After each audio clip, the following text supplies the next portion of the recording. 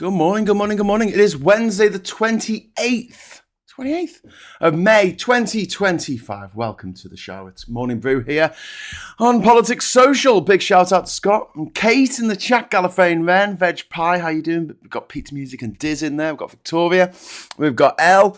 We have Jeff True as well. That's true. We also have Janeway. And also, I've not mentioned Alistair is in there. Trip isn't in there. Did I mention Liz? Hi, Liz. Again, if I've said it twice. Chrissy is in there as well. Gareth T. Lee Corn, hi Lee, and others. Hello everyone, how are you doing this morning? So today I want to talk about drugs. So for those of you who don't know, I am very much against drugs. Like, I don't want them to exist. I hate them. They're really shit. They're a really shit thing that I wish didn't exist. But here's the thing. They do exist. So, we're not going to get rid of them by banning them. All we're doing is making a job opportunity for nascent drug dealers who want to make lots of money. Little baby gangsters. Little 8-year-old gangsters want to sell drugs in their schools. And because we're wasting billions, with a B, billions of pounds a year trying and failing miserably, this prohibition against drugs, which has never worked anywhere in the world, at any time, in any period in history. And yes, you can point out, I don't know, Saudi Arabia or Singapore or somewhere else that has very, very draconian drug laws, but drugs still get in. Drugs still get in. Because supply and demand. There is always demand for drugs. There's always demand for drugs. I realise you can't see Brock behind me. That's terribly missing me. I just set my camera up very quickly before starting, because obviously I've had to move again. But don't worry, Brock is there. It's there. You just can't see him. You just can't see him. He's just off to the side. Anyway, by the way, if you do want to join in with our friends in the chat here, all you need to do is hit the subscribe button. Wait for a minute, and you can join in. And I think this is going to be a lively one this morning, because we are going to be doing the drugs debate, as we have to now and again. Two reasons why we're talking about it today. One of which is obviously clearly because the guy who drove through a crowd of people in Liverpool this weekend, on Monday, seemed to be off his head on drugs, according to all the tabloid newspapers. And the other thing that's come up is there's been a report from London. London have done a report into this. And suggested that small quantities of cannabis should be legalised for personal use. Now, I don't agree with that. I think it should all be legalised, and I'll get into why, and I'm sure we all have very strong opinions on this, so let's not fall out, but let's get into it. So, over £20 million has been spent in the UK, billion with a B, in the UK, since we started this whole war on drugs nonsense. And like I say, I wish that drugs didn't exist, but they do. And I would like the money, the billions that we're wasting trying to stop drugs coming into the country, I would like us to spend that money on education. That's what I want it to be spent on. Not just on drugs, but just education in general. But education, alternatives, and treatment for people who are addicted to this shit. At the moment, you have a situation where you've got the drug users who will wax lyrical about their favourite drug of choice, and they'll tell you it's the thing they need to get to make it through the day. It's the thing they need. And some people consider the drug that they enjoy to be a panacea that cures all problems. Like, if you got cancer, just smoke more of that stuff and it'll magically go away. Magical thinking is what we normally call that sort of attitude towards stuff. And I'm not going to say it pisses me off, but I mean, come on. Seriously, grow up. It's like going, oh, I really like chewing gum. Oh, you've got cancer. Okay, well, have you tried chewing gum? Because I really like chewing gum. Have you tried, like, I don't know, Ferrero Rocher? Because I really like Ferrero Rocher. And then we spend like millions on sort of looking into treatments and stuff. And it's like, okay, this thing works in that for some people, it takes the edge off and it can help, especially with calming down mental health problems. But with other people, because everyone's different, it can exacerbate the mental health problems. If you're already paranoid, weed is the worst thing in the world. I've got to say it, weed is bloody awful if you're already paranoid, because it's not going to make you less paranoid now, is it? No. But if we had specialist clinics that could sell or, just dole this stuff out, because it does grow on trees. Not trees, but, on bushes and things. If we had specialist clinics that would give people the amount they needed, wouldn't allow them to overdose on heroin. Obviously, you can't overdose on cannabis. However, there are stronger variants of it which can do lasting damage to people's brains, like boxing, getting punched in the head. But I don't want to make boxing illegal. I'd like to make it safer.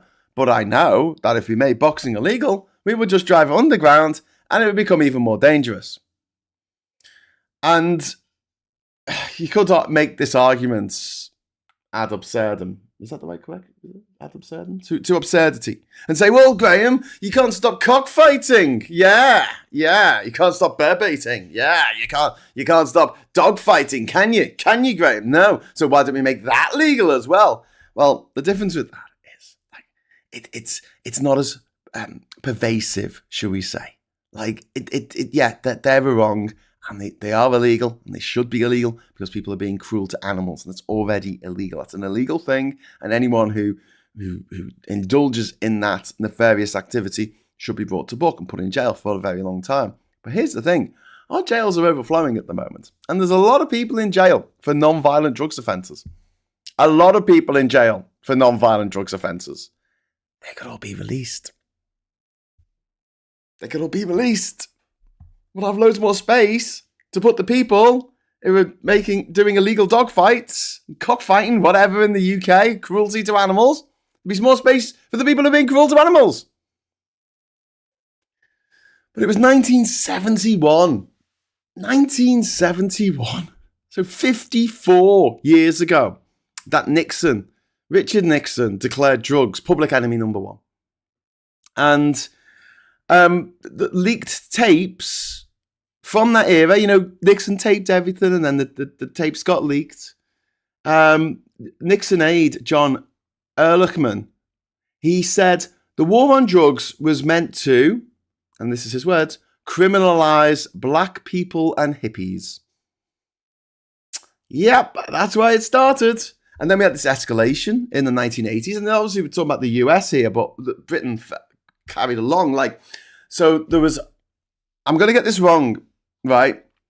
But do you remember the Just Say No song from Grange Hill? That I don't think that was written by the Grange Hill people. It might have been and exported to America, but I have a feeling that there was a show in the 80s, and I might have just dreamt this, so feel free to look it up, called Blossom. And I'm sure they sang the same song, because they'll have these things, if anyone who grew up in the 80s will remember this, where they had a very special episode in which one of the characters in the show will get addicted to drugs and then act like a twat. And they'll be like, oh, wow, you're addicted to drugs. Drugs are bad, okay? And this was a thing that happened across American sitcoms and children's programs. I'm sure Sesame Street did a very special episode at some time when Kermit the Frog was absolutely off his tits on PCP. Or maybe Miss Piggy just licked Kermit's back. Oh, maybe he's a frog, not a toad, isn't he? I don't know, maybe that and starts hallucinating, and then she does some really, really, really messed up shit with Fozzie Bear. Yeah, maybe I dreamt that too. I don't know. I have weird dreams. So yeah, so in the 1980s we had the crack cocaine crisis. This crisis used to justify massive incarceration in the US. Like, don't forget, our prisons are overflowing, but we're only 1 in 1,000 people are in jail in our country. In America, it's 1 in 100. 1 in 100 people are in jail. It is just an insane number. But there was a disparity in sentencing in the 1980s and up to today. Crack, which was used more in black communities was punished 100 times harsher than powdered cocaine. Why? Because the people taking the cocaine were all rich, wealthy white people. And they wanted to target black people. So they said, oh, this version of this drug is okay. That's all right. And this is the thing.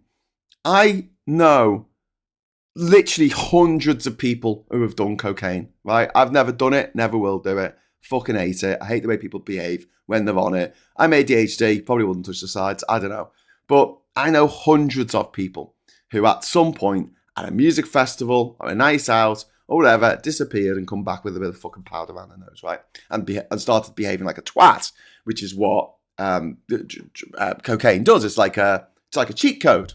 It's like you unlock a special level that you couldn't get into, you know, of utter see you next Tuesdayness. And none of them have ever gone to jail for any of that shit. I know people in some high positions of power who I believe have indulged. I mean, Boris Johnson, famous, there was a picture of him in the 1980s with a little baggie next to him looking like he was off his tits on cocaine. And if you're going to measure the amount of cocaine usage on cuntiness, then I'm sorry, but whoa, Boris Johnson's off the charts, man. Donald Trump as well. But they were white, so we let them get away with it. I don't know anyone personally who has taken cocaine and gone to jail for it. Not one. Not a single person. Is it decriminalised? Well, it might as well be. And yeah, in the UK, the Misuse of Drugs Act, which came in 1971, no coincidence there, remains largely unchanged over the years. And cannabis is a Class B drug, despite being far less harmful than alcohol or tobacco. And the billions that we waste, 20 billion annually, 20 billion annually on fighting the war against drugs. I don't even know if that includes locking people away for crimes. And the human lives, you know, there's about 70,000 drug-related deaths a year. The majority of murders in this country have something to do with drugs. Either a drug gang killing someone else from another drug gang. And we do this terrible thing, don't we, where we go, oh my God, a kid's been killed. That's a bad thing, because it is a bad thing. And then we go, oh, hang on, he was in a county lines gang. Maybe it wasn't that bad after all. We've got to stop thinking like that. You know, a death is a death, you know, especially if a young person. And there's no reason for it. But I guess the reason is that it's happening is that, when I say there's no reason for it, there's no reason why we have to keep the status quo.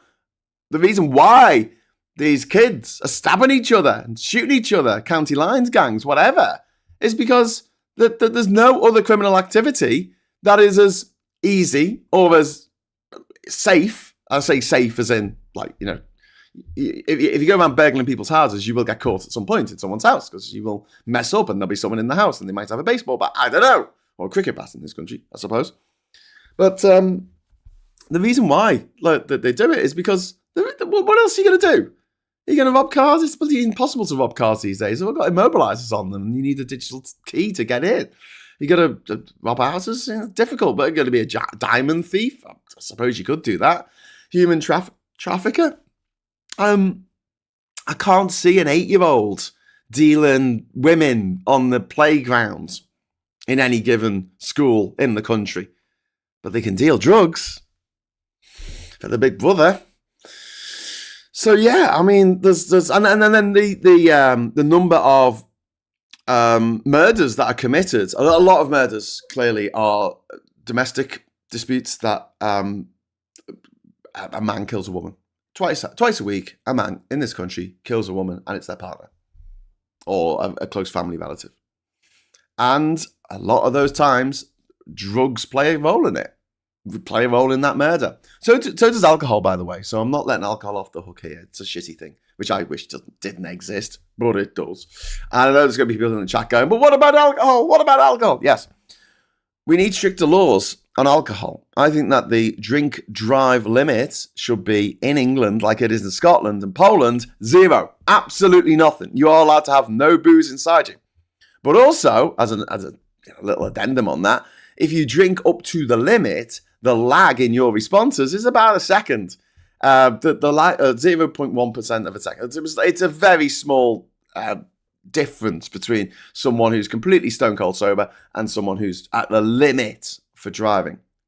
But, I see that as something where the reaction time slows down, and when you're traveling at 60, 70 miles an hour, reaction time means everything. However, those stupid fucking screens that they have in modern cars now, where if you want to defog the window, you've got to touch a different part of the screen 7 times. 7 times. And sometimes it doesn't quite work because...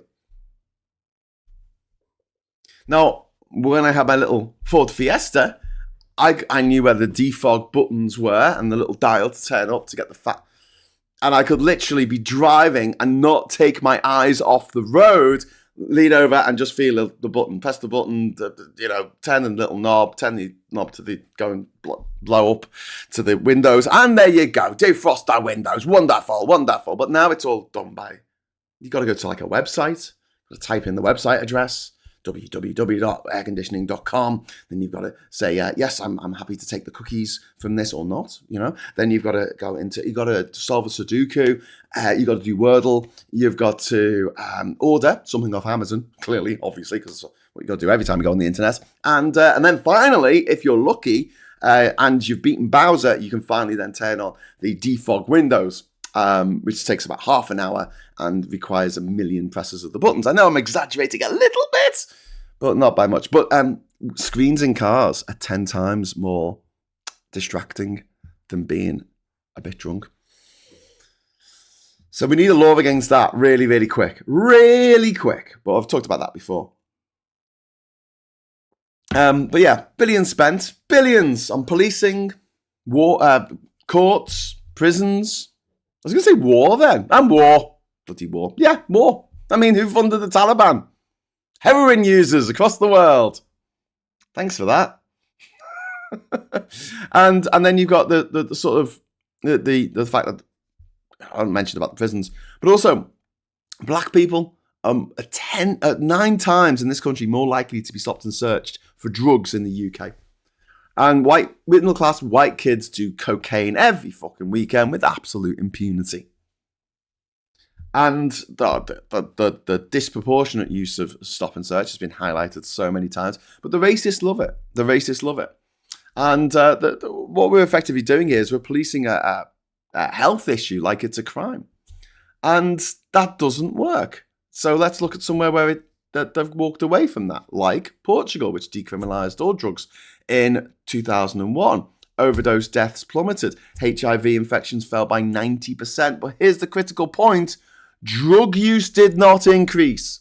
Because if you're a cantankerous old bastard like me, you're not going to go, oh, drugs are legal now, I've got to take all the drugs. Most people don't do that. Some do. Some do. Not all drug users. not all drugs abstainees. But this is something that we need to look at. And then going back to the whole middle-class white kids can do cocaine with impunity, which we need to be saying more because it does happen. I'm not saying they should be put in jail.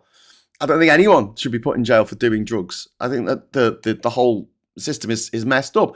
I wouldn't decriminalise it, though. I would legalise it, all of it, and have special clinics, NHS clinics set up where you can go and get your drugs if you want to do that. That's fine. You have a repeat prescription and you can turn up. And on the day where you go, I'm sorry, but this is ruining my life, I need to walk away from it, you're given all the help and support that you require in order to do that. In the same way that should be there for alcohol and other addictions, gambling.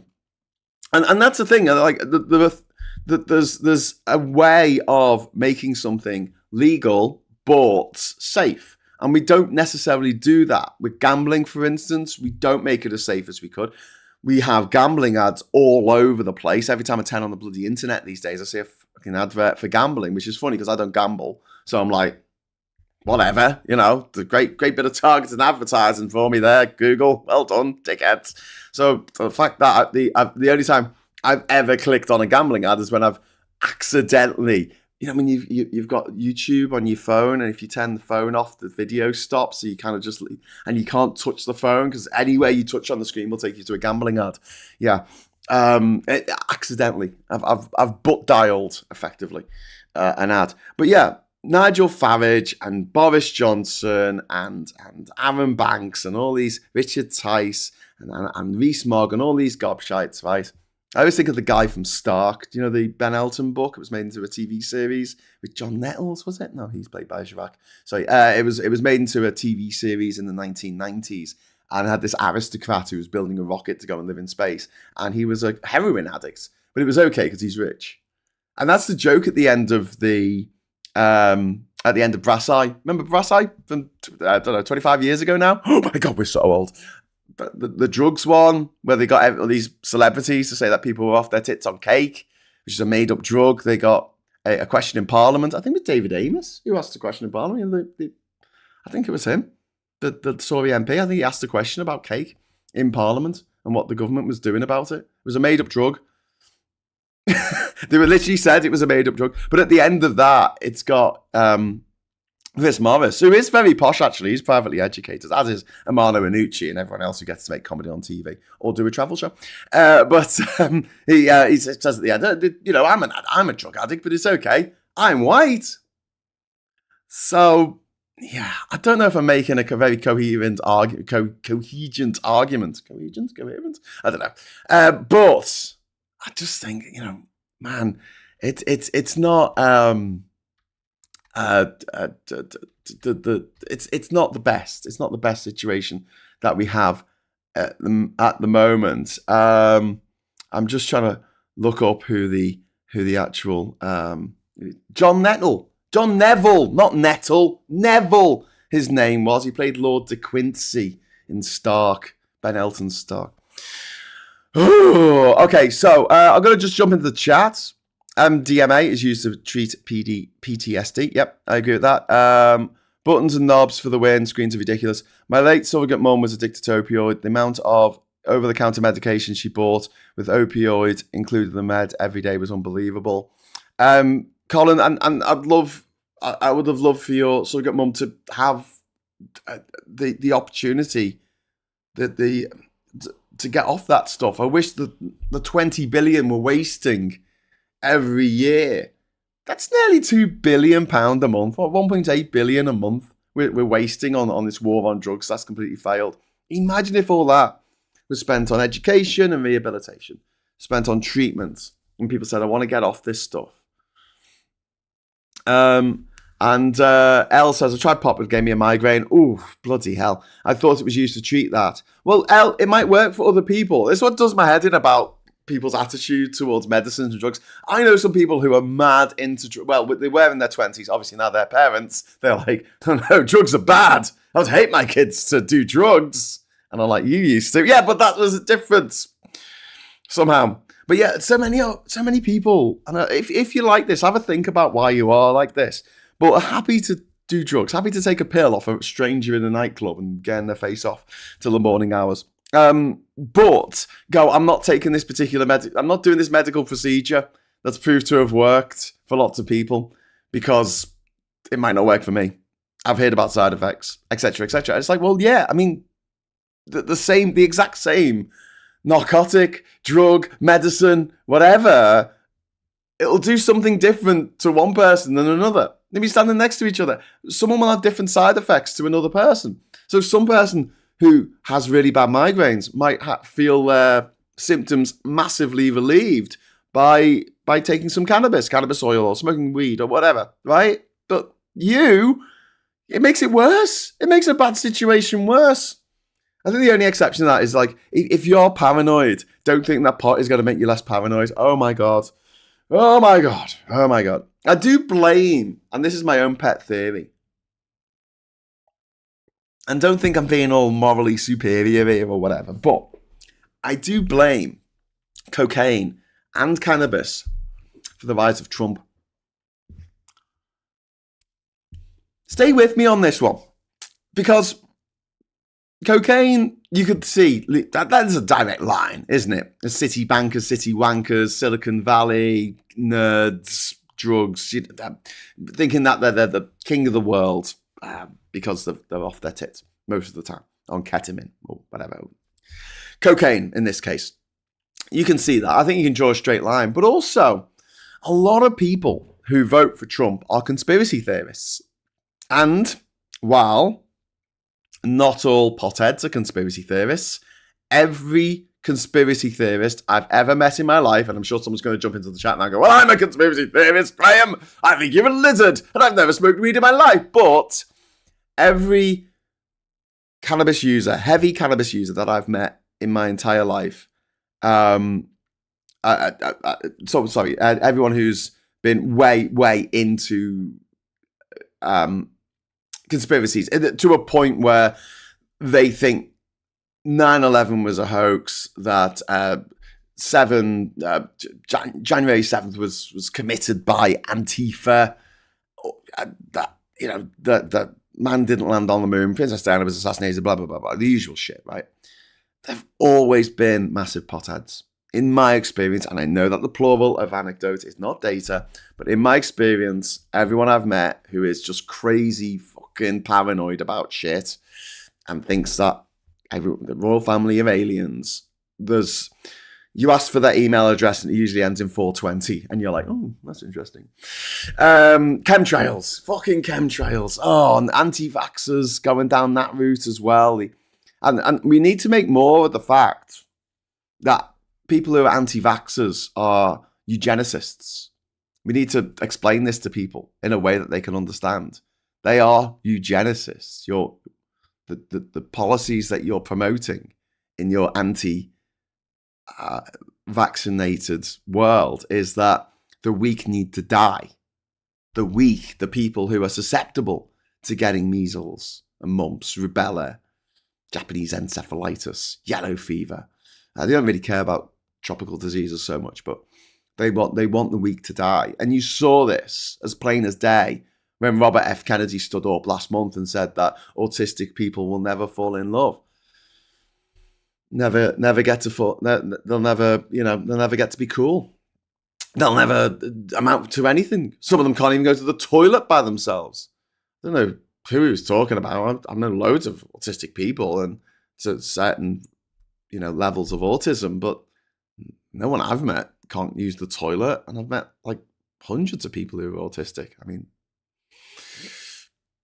maybe he has, or maybe he was getting it mixed up with something else. Maybe. Who knows? But don't forget, here's the hypocrisy coming. RF Kennedy, he took all the drugs. When he was in college, he was the drug dealer for the whole fraternity. Everyone got their drugs off Robert F. Kennedy. You can hear him in his voice, the way he talks, like he's been gargling glass.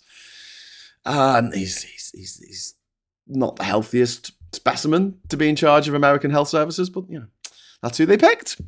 Well, that's who Trump picked. So yeah, the hypocrisy, I tell you. But yeah, one thing works with one person. So coffee, for instance, who said coffee is my drug? Nick and Dip. Coffee has no effect on me. I literally can drink a cup of coffee and then fall asleep 5 minutes later. Does not keep me awake. Does not make me more alert. Just has no effect whatsoever. And that's apparently because of my ADHD. I don't know. Things act differently. Because don't forget, all this stuff, caffeine, alcohol, heroin, cannabis, cocaine, MDMA, cake, it all affects different people's brains differently. And whereas it gives some people a euphoric high and they have a great time, it doesn't have the same effect on someone else with the different chemical composition of their brain. So I don't mind the idea of people sussing out what works for them without the fear of criminality hanging over their heads. But also, there's like a safety issue here. So I know when I was younger, young women who would go down the alley to go and meet someone to get some weed. And that's a pretty precarious position for a young woman to put herself in. And I know that that shouldn't be the point, because it should be men that are reined in rather than women. But at the same time, if you had the choice between going into a clinic and going, oh, can I have my weed for the week? And they go, oh, here you go. Or the day, or whatever. However you decide to dole it out. But I mean, forcing young people, men and women, to be honest with you, to go and meet some shady drug dealer in a shady dark alleyway at 1 a.m. to get the to get their stuff. It's not very safe, is it? It's putting people in danger. For what? For what? And to tell you this, the rich, you can take drugs and get away with it. They don't have this problem. They don't have the problem with going down a dark alleyway in the middle of the night looking for, looking to score. Drugs. And in Germany, they've recently legalized cannabis. There's strict regulation, but there's no criminalization. In Canada and in Uruguay and in multiple US states, there is legal cannabis, which has led to major tax revenue. So instead of drugs being a drain on the public purse in terms of the 1.8 billion we spend every frickin' month on fighting drugs, that money will be saved.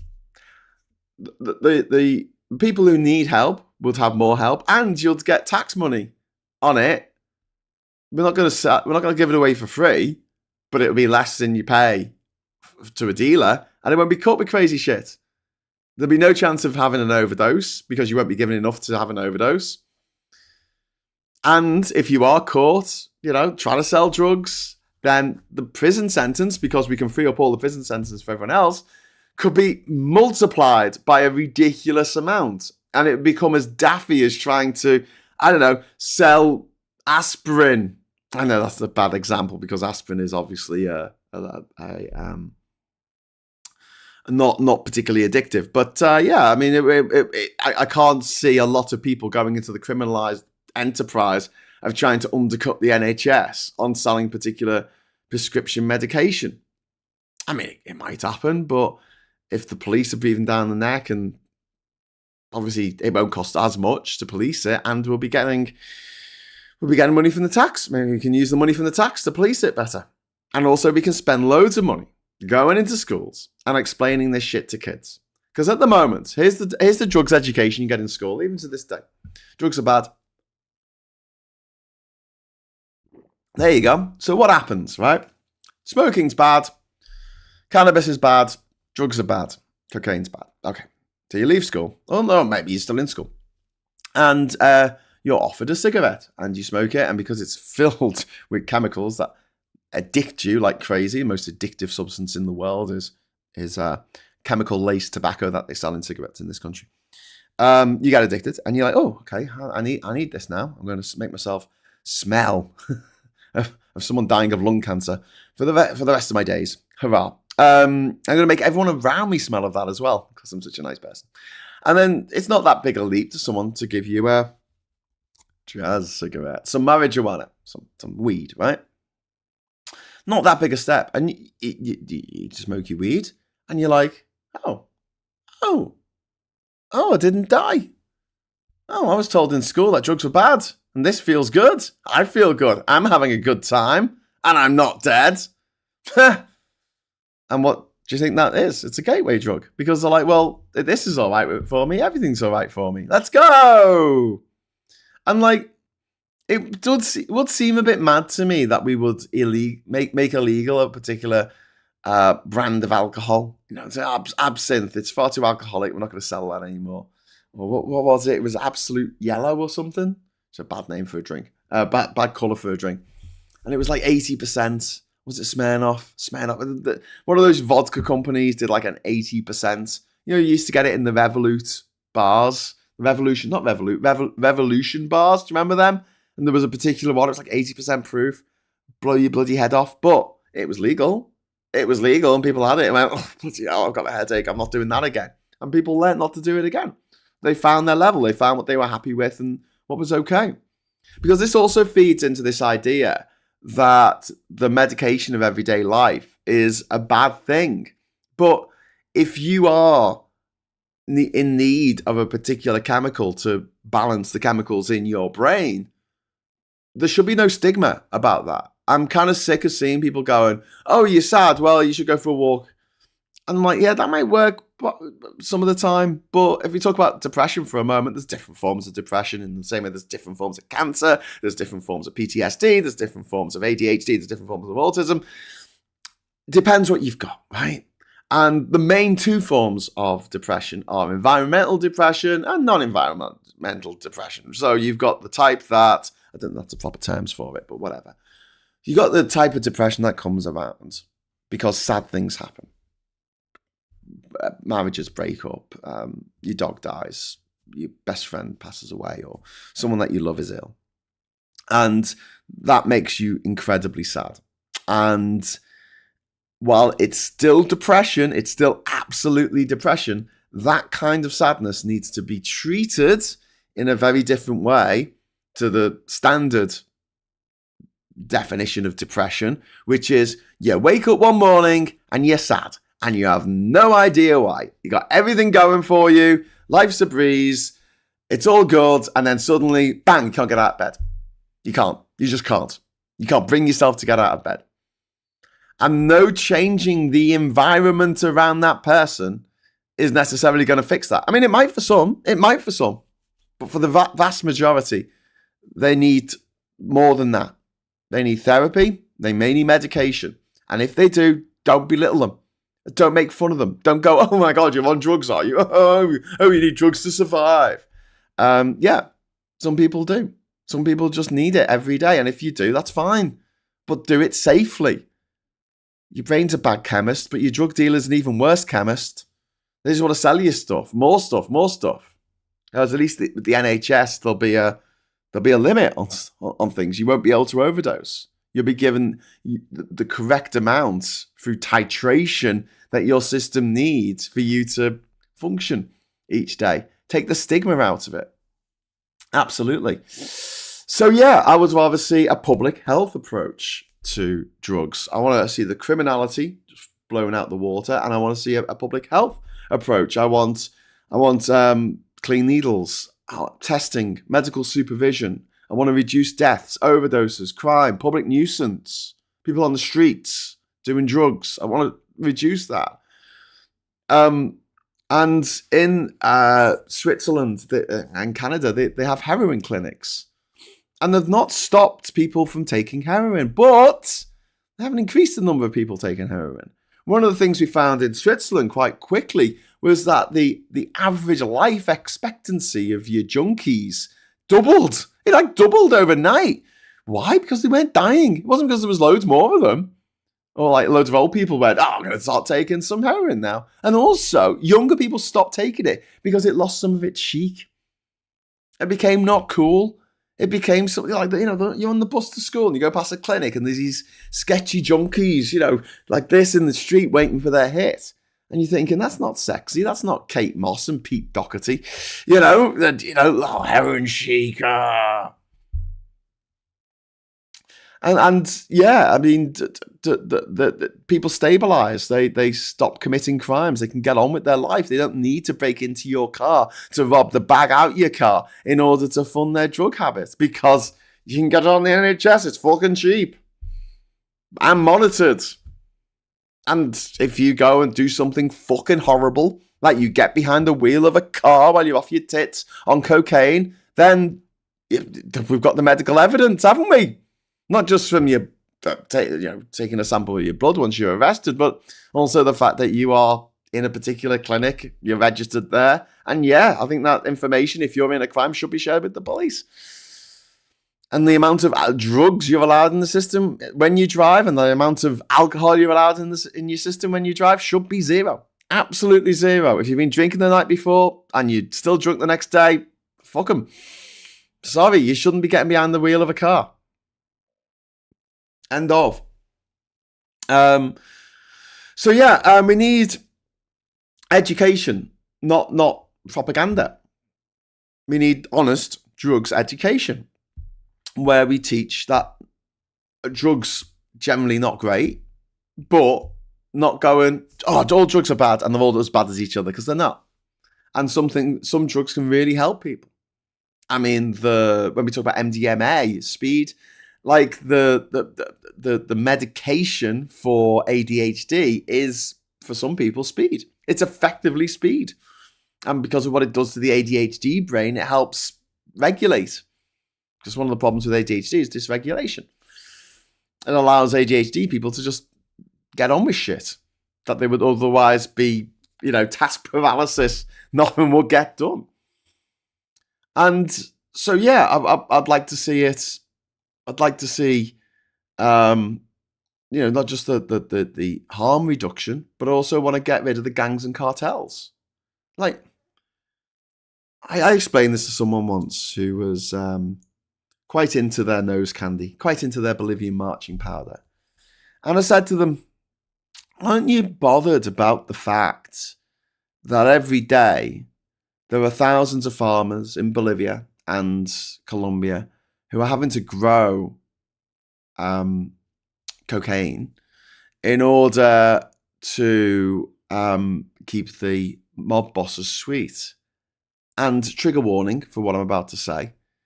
One of the things that happens is that drug dealer will turn up in a rural area of Colombia and say to the farmer, hello, we want you to grow our cocaine mixed in with your crops so it can't be seen by the planes flying over, and napalms, which is something that the DEA do. And the farmer would probably say, I don't want you to do that. And then the drug dealer would murder one of their children in front of them and say, what do you think now? Do you still not want to do it? So the farmer grows the crop at a great risk, because it's not just the cartel that they're working with now that have got control over that farmer. There's also other cartels that might want to have that same, might want to get hold of that. That they have their little turf wars. Then you've got crooked police officers. Then you've got the next level, which is getting out the country. And for stuff like drugs mules, where people will swallow condoms filled with heroin or cocaine and then shit them out at the other end, that whole process is so horrific, it's painful. Painful, Jesus, that's a bad word to use. It's just horrific. It's just absolutely horrific. And if the drugs arrive, if the drug mule arrives, gets through security at the airport, and they get to their destination, but then they die because one of the condoms splits inside them and they die of a drug overdose as it goes into their bloodstream.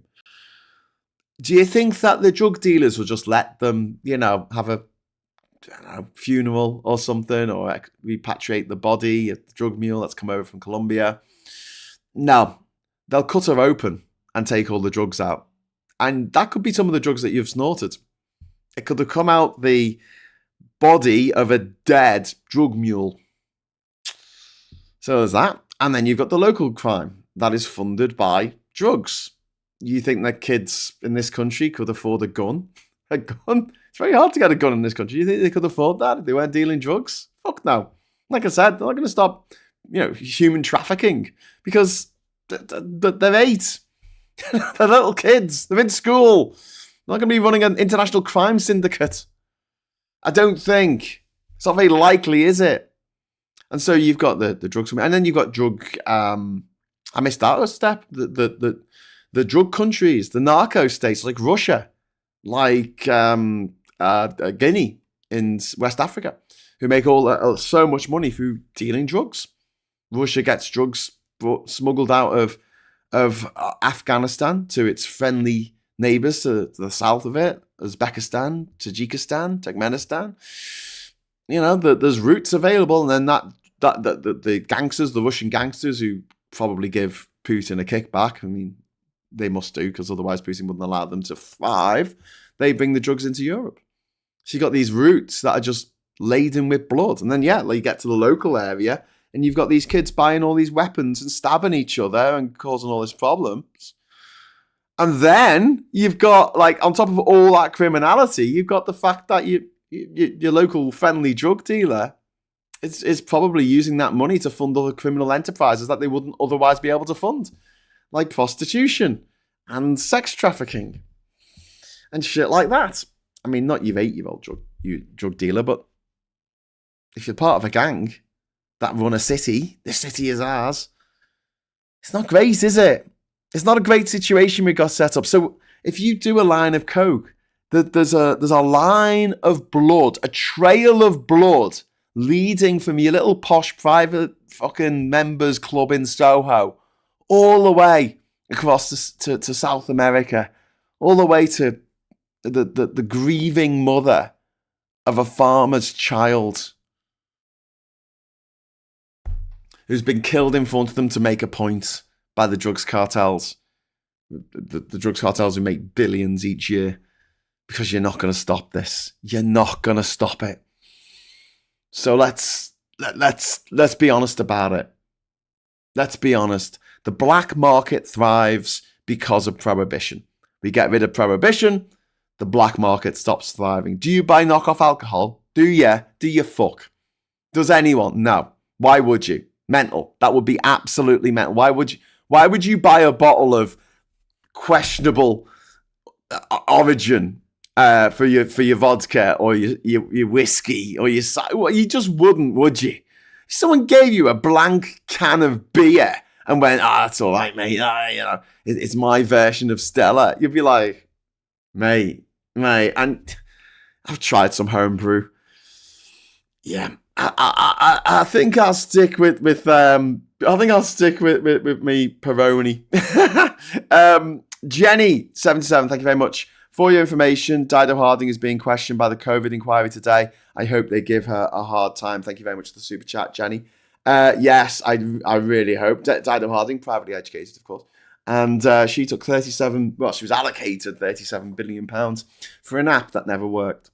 Great. This is what happens when you get your old school chums. My old school chum, they can do it. Jenkins, Guinevere, quick Dido. Oh, Dionysus. Oh, come on. Let's do it. And then, the legalization will mean a massive, like end of an era, like cliff edge drop in the funding of violent organised crime. The funding model. It wouldn't collapse entirely. There are other crimes that they will commit. I'm very sure of it. But the basis, the easiest thing to do, meeting someone in an alleyway, taking 50 quid off them, giving them some powder, and then you walk off your separate ways.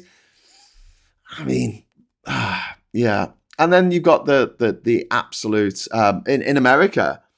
The reason why drugs are illegal in America is not because they want to keep their people safe. Obviously, the opioid epidemic proves that they don't. Very much they don't. They want to put people in prison because in the US, prison is a private business, a private enterprise. The more people you put in prison, the more money your prison makes, the more money your shareholders make. And you've got to keep your shareholders sweet, don't you? And then you've got the hypocrisy of the rich. Prince Harry, who are quite like one of the members of the family, just because he told all of the other members of the family to fuck off. He's admitted to doing cocaine, weed, shrooms, no consequences.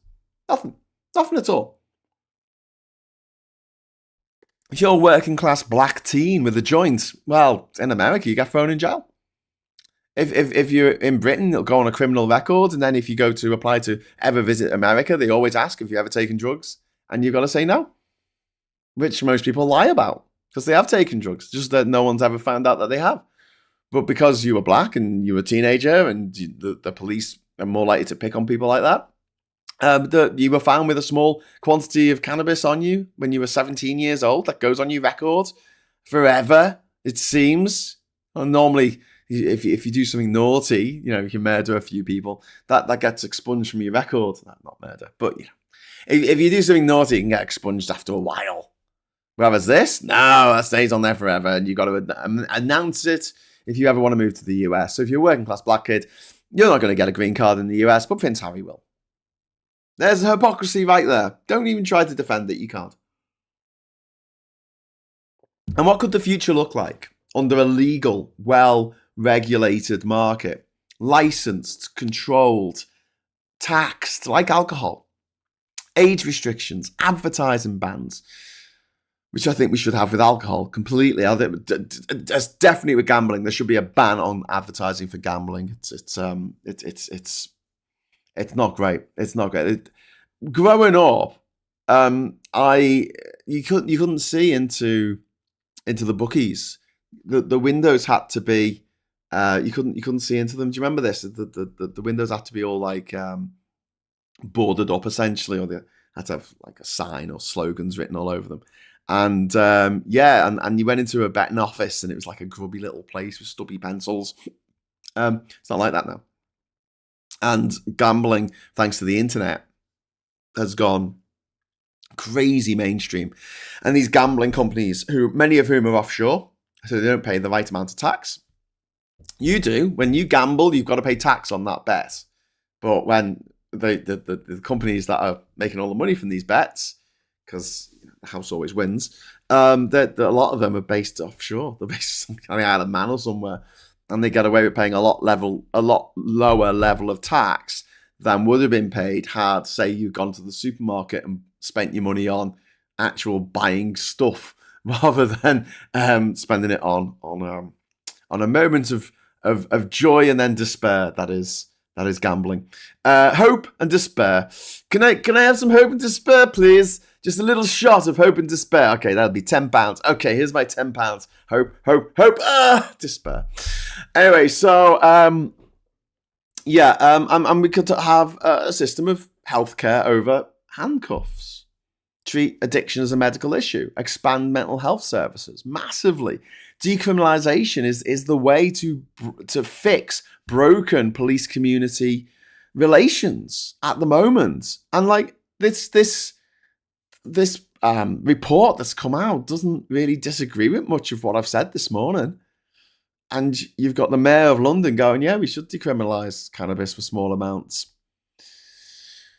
Then we can, I don't know, spend more money going after the rapists. Maybe the 99% of rapists who get away with being a rapist, maybe we could go after them with the money that we save from not going after people for smoking weed. I'll go back to what I always say. I think the one thing that you should own in your life is your own body. If you want to do daft shit to your own body, that's up to you. I don't see why anyone else should suffer. As long as you're not hurting anybody else. But at the moment, if you do drugs, you're hurting someone else along the line. And don't think that cannabis dealers are like nice and all hippies and all helping each other out. Gangsters moved into cannabis a long time ago. And unless you grow your own and you know exactly where it's coming from, you could be funding these county line gangs. You don't know. You remember the Stephen Lawrence murder, 1994, was it? The ringleader of the killers of Stephen Lawrence. His dad was one of London's biggest cannabis dealers. And he had the money to pay off the corrupt police officers to look the other way and to botch the arrest. So they all got off. Francis Winrow, thank you very much for the £5 super chat. How many strength athletes in bodybuilding, strongman, powerlifting are on drugs, steroids, insulin, etc.? Yeah, absolutely. Absolutely, Francis. Absolutely. David says, I've never been in a betting shop in my nearly 60 years. Ugly is a mug's game. If people enjoy it, then let them. But we've got to keep it safe. We've got to make sure that people aren't spending or embezzling shitloads of money from their company or from, taking away from their life savings to fund an addiction to it. There needs to be outs at every step of the way. And we can do that now. You have an account, you have a credit card, right? Say you've got 10 credit cards. So you can have all different accounts, so you can gamble on them all. And you can gamble all this credit card money, which you're not supposed to do. But you can take money out on a credit card, cash advance, and then you can go and gamble with it because there's no particular trail there. But the way credit cards work is that they're all linked. So if you want to transfer a balance from one credit card to another, you can only do it if the names match. So something like that, something along the lines of banning people from using credit cards entirely from gambling. Like you cannot gamble on a credit card. That is it. End of. You can only gamble on a debit card in this country. That should be a hard rule for a start. I think it is to a certain degree because I think that if you could just go and get a credit card and blow £3,000 on a Sadiq Khan, 100 to 1. I think that would be problematic, but there are ways of getting around that. So we need to look at people's gambling patterns. Maybe make it simply that you can no longer. I don't know how you do it because I'm thinking now. Okay, so you can't gamble on credit cards. You can't use a credit card to gamble. You can only use debit cards. Great. But what if then you take a cash advance out from your credit card of £1,000 and you put it into your current account and then you use the money from your current account to. So yeah, and then there's a problem with looking into people's bank records and stuff like that. So I don't know the answer for that, but there needs to be at least some way of putting up financial red flags when it seems that people are spending money, too much money on gambling. And maybe that's it. Maybe the banks, without giving the information to the police or something, maybe they have a duty of care. We say, right, you can't gamble with cash. You can't gamble with, what's it called? You can't gamble with credit cards. You can only gamble on debit cards. I'm just brainstorming here. And if you spend too much on gambling activities on your debit card, you get a notice from your bank saying you need to stop spending so much money on your on this debit card on gambling, or we're going to take your debit card away.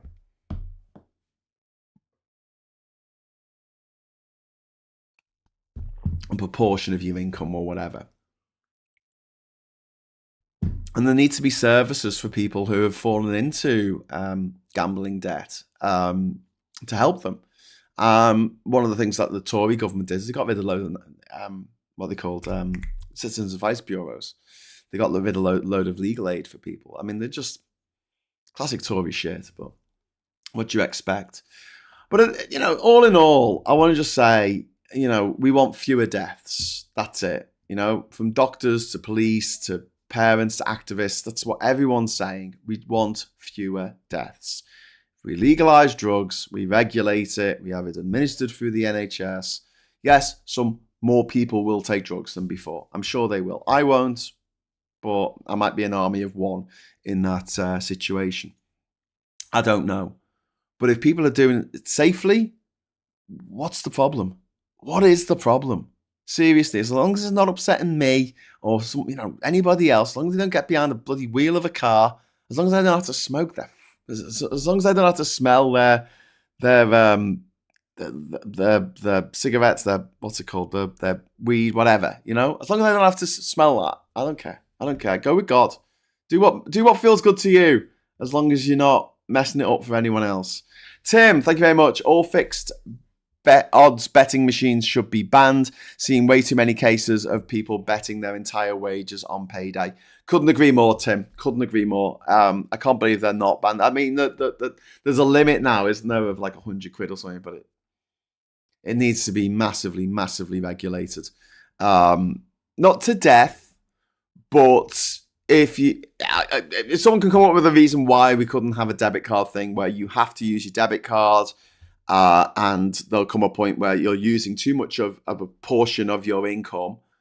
The money going into the account, the money you're allowed to spend on gambling, compared with the amount of money going into your account each month, has to be a certain percentage. If you go over that percentage, you get a warning. If you go over that again and again, you get like 3 strikes and you're out, you lose your account.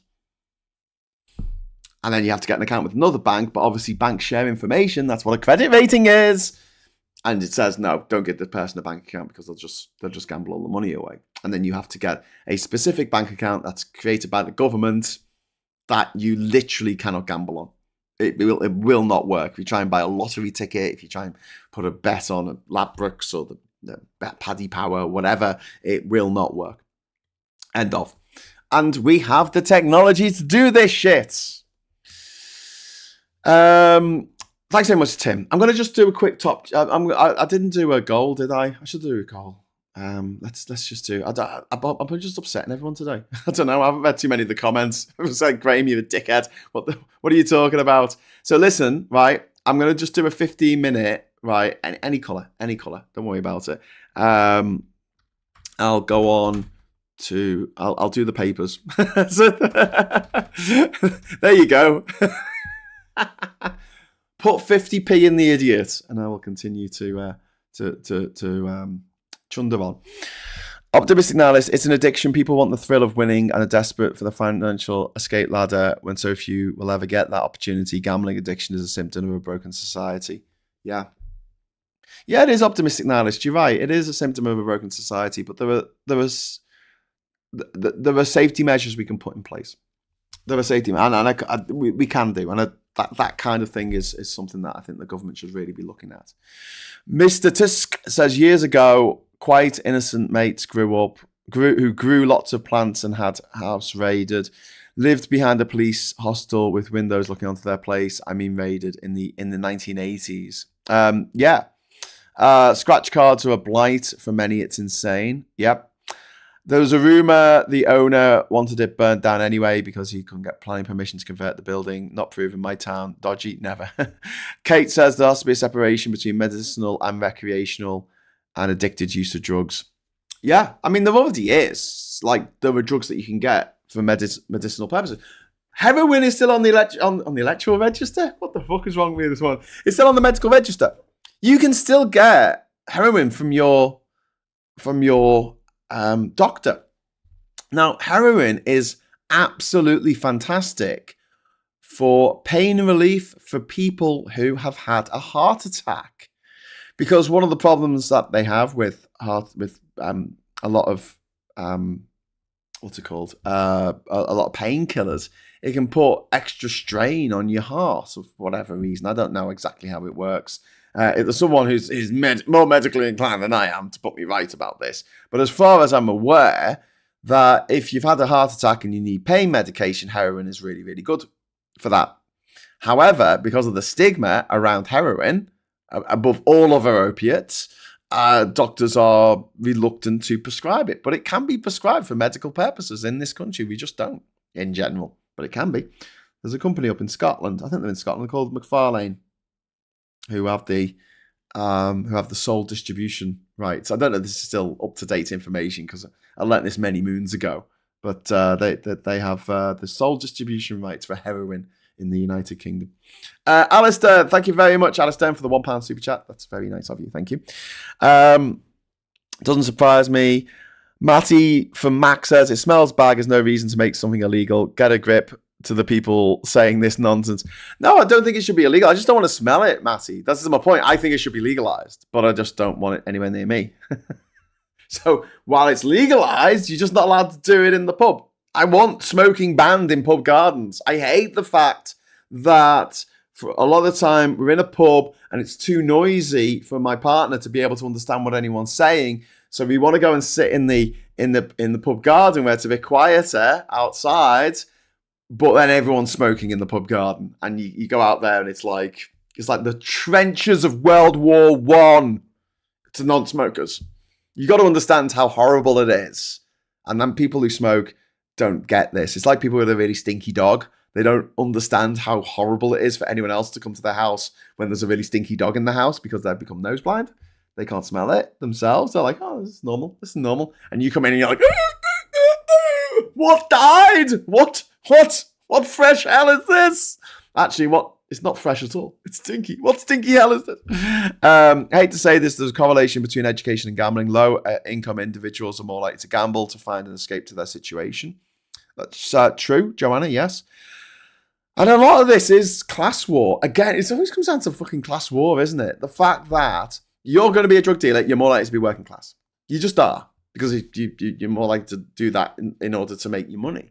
Whereas if you're ancestral wealth, why would you become a drug dealer? Like, why would you put you... But you have these very, very rich people who get away with it. Like, I mean, I really like Johnny Vaughan. I was on Movie Watch a few times back in the 90s as a movie reviewer. And I've met him. I've had dinner with him. He's a really, really nice guy. I wouldn't have a word said against him. However, he did go to a posh private school, as did everyone on TV. And he was done in a sting operation by the police. He was trying to sell £50,000 worth of cocaine? I think it was cocaine. And to a police officer, an undercover police officer. And they went, ha, I'm a police officer. And he went to jail for it. And he got out. And I think it's great. You know, he rehabilitated himself and he got a gig presenting Movie Watch and The Big Breakfast and stuff. And he's a really good presenter. I do like him. However, he was a posh, white man.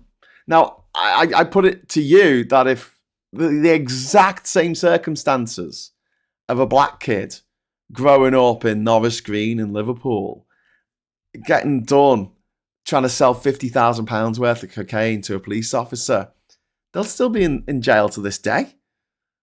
There'll be no rehabilitation. There'll be no contract with Channel 4 to present their flagship breakfast show. It just wouldn't happen. It just wouldn't happen. And so there's a lot of class divides here. There's a lot of class divides. Dark 4x4. Diamorphine, morphine, codeine, opium, poppy, heroin. Good old poppy. The milk of the poppy. Conservative Graham Hughes. Why am I conservative? I hate cigarette smoke now, so I understand. I only smoke weed. And solid weed at that, says Matty. Yeah, but I hate the smell of weed as well. So come on to my side of this, the force. I don't mind vaping so much. I know vaping is really bad as well, and we've got to have lots more rules put in to stop kids from vaping. Lots and lots and lots of kids are taking up vaping, and it's incredibly addictive, full of fucking nasty chemicals. That's another thing. Like, you must know people like this, and if you're like this yourself, I don't know. Have words with yourself. Who are like, they go out at the weekend and they take loads of drugs and they smoke and they drink and they take loads of drugs, but they won't have a microwave because they're like, oh no, I don't know how it works, so it must be dangerous. They won't have the kids vaccinated because they're like, oh, I don't want to be injecting like whatever. You don't know what's in it. And I'm like, when you were in your 20s, you would take anything that anyone gave you in a nightclub. You weren't like, oh, what are the ingredients of this? Can I have a breakdown of the chemical composition? And that's the thing, a lot of drugs in this country are mixed with absolute shite. One of the big problems with heroin is that not necessarily the heroin itself, but the fucking impurities that come along with it, the talcum powder that people put in there to bulk it out, to get more bang for their buck. Same with cocaine. Ex-smoker, and I can't stand the smell of cigs. Ugh. I hold my breath if I walk past someone smoking. Richie Goff. Yep, I'm not an ex-smoker, but yeah, I get that. We've been too busy talking amongst ourselves, Veg Pie. No one's been listening. Thank you very much, Veg Pie, for the wake up call and also the super chat. It's very kind of you. Paul says Judge Dredd 2000 AD created smokatoriums, buildings in which the only legal place for smoking. Japan ran with the idea and built one. Yep, that's a good idea. Johnny Vaughan grew up in my hometown, says Diz. He's from down south, isn't he? Is he Essex? Is he an Essex boy? He sounds like an Essex boy. David Peacock, when I was younger, you could buy Kyolin and morphine for an upset stomach. Well, that's another thing, right? Back in World War One, right? You could go to Harrods department store and buy a heroin kit for your lad on the front lines, and it came in a little leather case with a needle in it and a little thing to use as a tourniquet, and the drugs in the bottle, and you could, heroin used to be in children's cough syrup. Cocaine used to be in Coca-Cola. In fact, Coca-Cola have, I believe, the only non-medicinal contract for bringing coca leaves, unrefined coca leaves, into America. Coca leaves that could be used to make cocaine, but they use an extract from it to flavour their fizzy sugar water, and that's why Coca-Cola is slightly different from every other brand of cola, because no other cola can do that. And that's why all Coca-Cola syrup is made in Atlanta, Georgia. All of it. It might be bottled in Mexico, it might be bottled in Greece, it might be bottled in Ireland, but the actual syrup that it's made from is all made in Atlanta, Georgia, because they can get the coca leaves in order to make it taste like what it's meant to. Let's see what else people are saying. Optimistic says, politics is only becoming more aggressive and ignorant on social issues, so I doubt we're going to get progressive and sane policies on drug policy and harm reduction, not anytime soon. It's something that we really need to be pointing out to people, but what I'm finding now, more so than ever, because I hated the hypocrisy of people who did drugs but didn't think that it should be legal. It's like, it's all right for me, but everybody else, you know what they're like. And I hate that. I hate that attitude.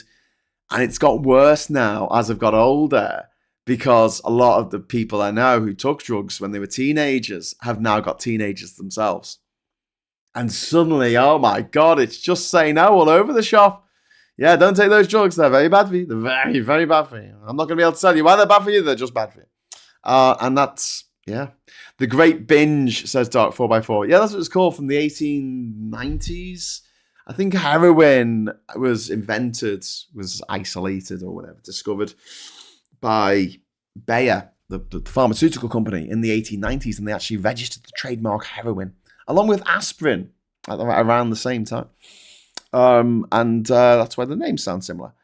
And yeah, they liked the idea of this heroin. God, if you had the pain, it got rid of the pain. Woohoo!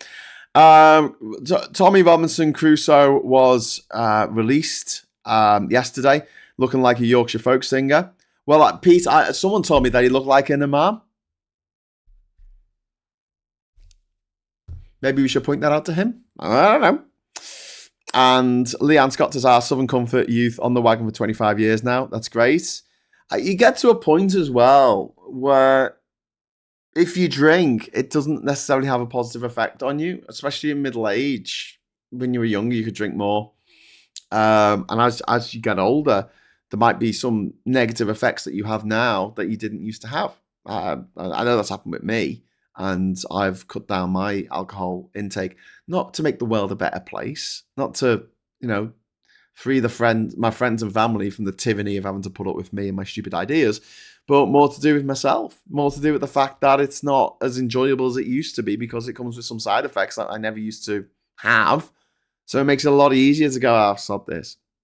I was thinking about like Clockwork Orange. Alex in the Clockwork Orange stops doing all the horrible things he's doing because he gets bored of it. I think a lot of people are like that. You just get bored after a while. But while you're not bored, while you're having a good time, while you're having fun with it, I have no objection to people having fun. I have an objection to people having their lives ruined, whether that's because of drug taking, or because they're dealing, or because they're forced to grow it, or because they're forced to smuggle it, or whatever it is. London had a gin epidemic in the late 19th century. Well, like, gin's a really good example, Aquo Dave, because I don't like gin. It just tastes horrible. Never liked it. Gin and tonic. I like the smell of it. It smells great, unlike cigarettes. But whenever I used to make a gin and tonic when I worked in the bar, I'd always have a little sniff of it because it smelled good. I liked it. I liked the smell, but the taste, Paul Thomas, thank you very much for the £5 super chat. I'm going to throw this out there. Reeves has been told to relax her fiscal rules by the IMF. Wow. Wow. Thank you very much for the super chat. That's quite hefty. That is quite hefty. Is that breaking news? Or is that just something that you've heard on the grapevine? But yeah, she definitely needs to do that. Other things in the news as well. Thames Water's been hit with the biggest ever fine, 18.2 million, relating to shareholder payouts, and 104.5 million pounds penalty for sewage breaches. Also, thousands are going to get payouts over prepayment meter fittings. So the poorest people in society were getting prepayment meters, which they had to pay an extra standing charge above everyone else. They were paying as a proportion of their income already more than everybody else. But then on top of that, they were given an extra surcharge for a prepayment meter, which was absolutely disgraceful. So it looks like finally, we're seeing a government that's actually regulating these shareholder-led bodies that I think should be nationalised in the first place, but there you go.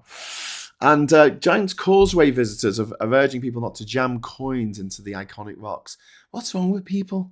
What is wrong with people? Oh my God. I get it. I get the temptation. But people who go into like the Great Pyramid and then they carve the name on the wall, the Great Pyramid, like, what are you doing? I need my name to be here forever. Like, stop it. Just stop doing that shit. I need to make my mark on this ancient monument, or in the case of the Giant's Causeway, this ancient rock formation, natural rock formation. I've got to put my mark on it.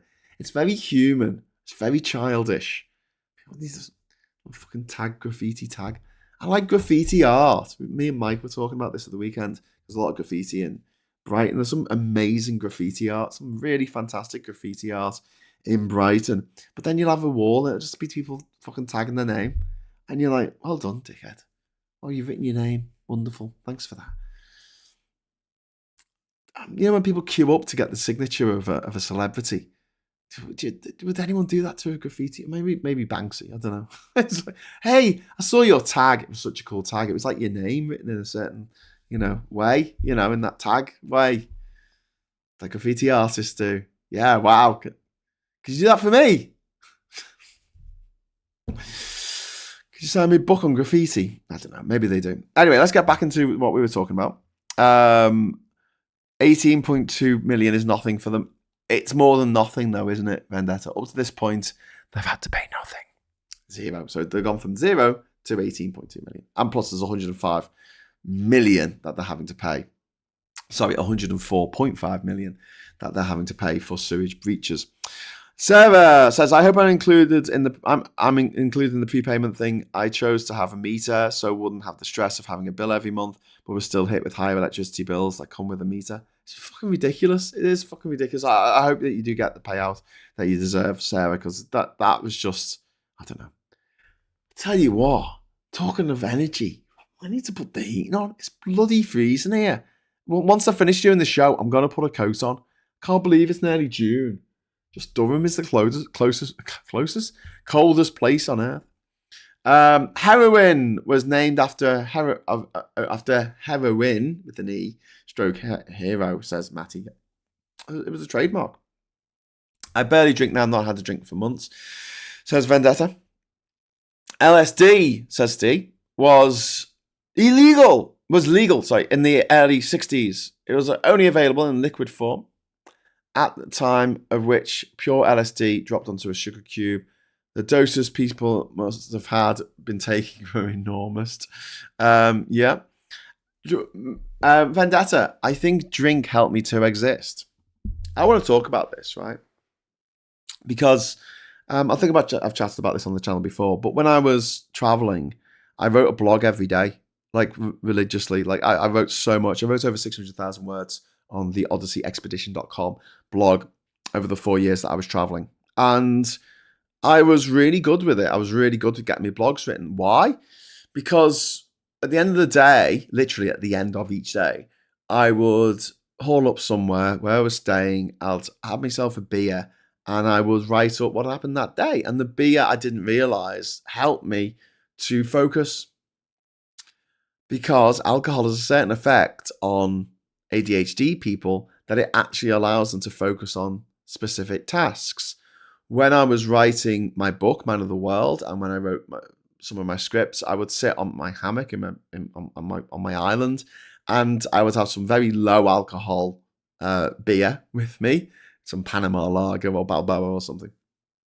We always made this joke about it being like having sex on a boat, because it was fucking close to water. But I'd sit there and drink, and apparently there's something in alcohol, the way it affects some people, not everyone, with ADHD, and it helped them focus. So when you get but obviously it fucks your liver. Like it can lead to alcoholism. I've had 2 friends now die from alcoholism. I take it quite seriously.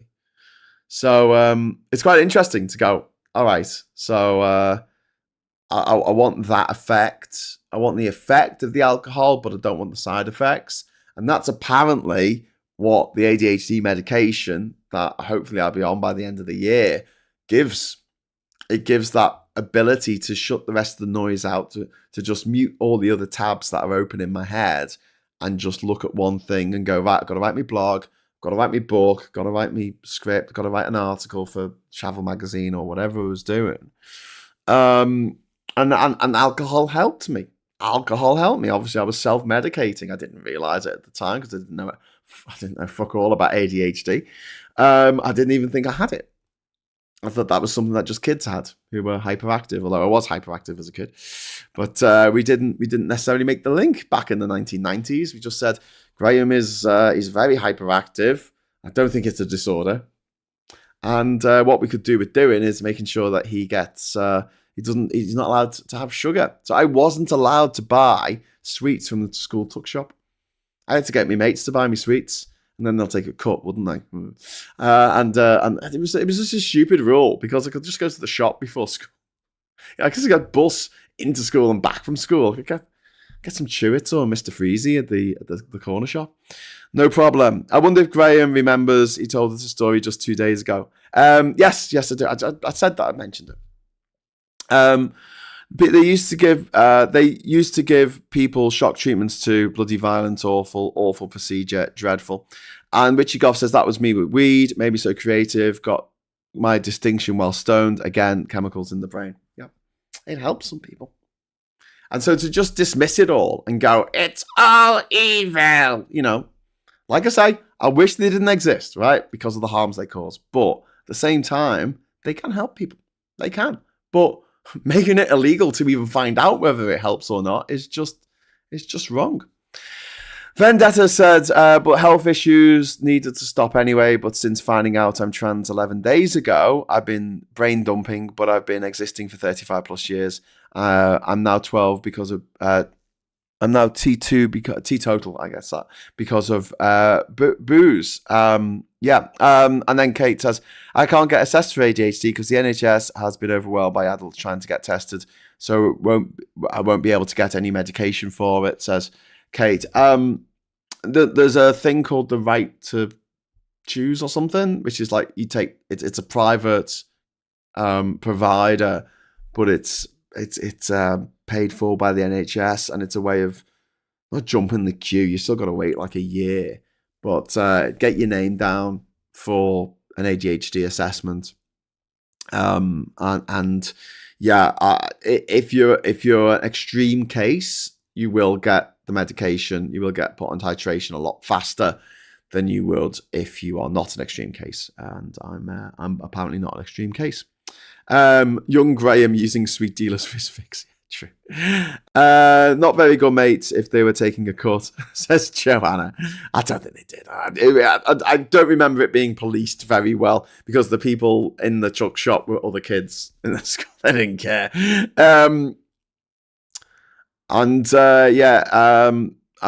Where is it? LSD stopped being legal tender in 1971.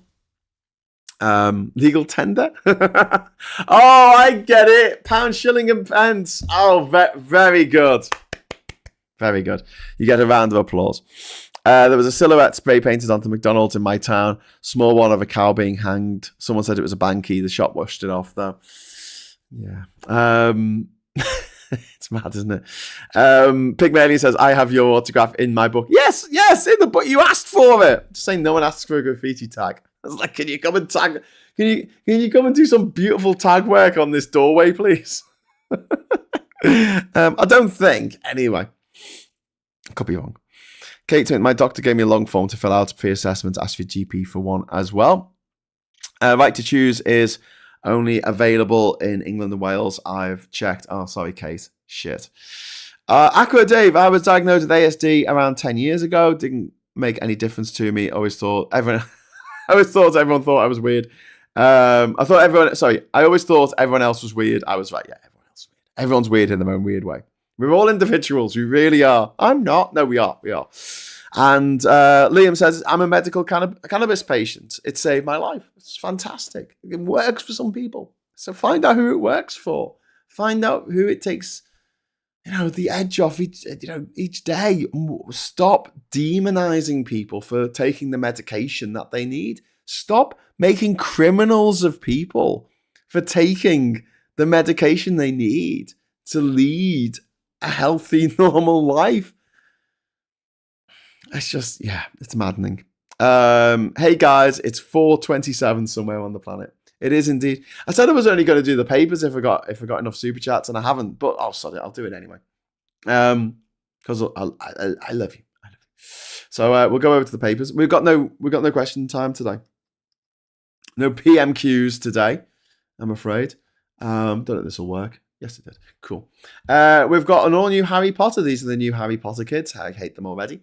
And then we've got this story on here about the driver being on drugs in the mirror, which we were talking about a bit in the show. Then we've also got the Hay Festival here. The questions for police over car inside police inside fan parade roadblock. Apparently the car went in behind an ambulance as they thought someone was having a heart attack. And there's a picture of the man and the woman from the family down the road, because that's important. And then we'll move on. We've got this. What this is what the Museum of the Future looks like. It looks like some shelves. It looks like the middle of Lidl. That's what it looks like. Great. Okay. The V&E East Storehouse. So don't forget, most of the stuff that we've robbed from other countries, right, is just in storage. The vast majority of stuff we've stolen from other countries is in storage in the basement of all our museums. In the basements, I guess. Ministers in standoff with Reeves over planned public service cuts. IMF suggests Chancellor could refine... Oh, there you go. There's the story. Could refine fiscal rules to avoid slashing budgets. She could indeed. And this is a horrible story here about this 11-year-old Gaza influencer called Yakin Hamad, who was killed by a fucking Israeli strike just on Friday. And there's a picture of her there, and she did videos for kids in Palestine, in Gaza, teaching them how to cook without gas and all kinds of stuff. And another young victim of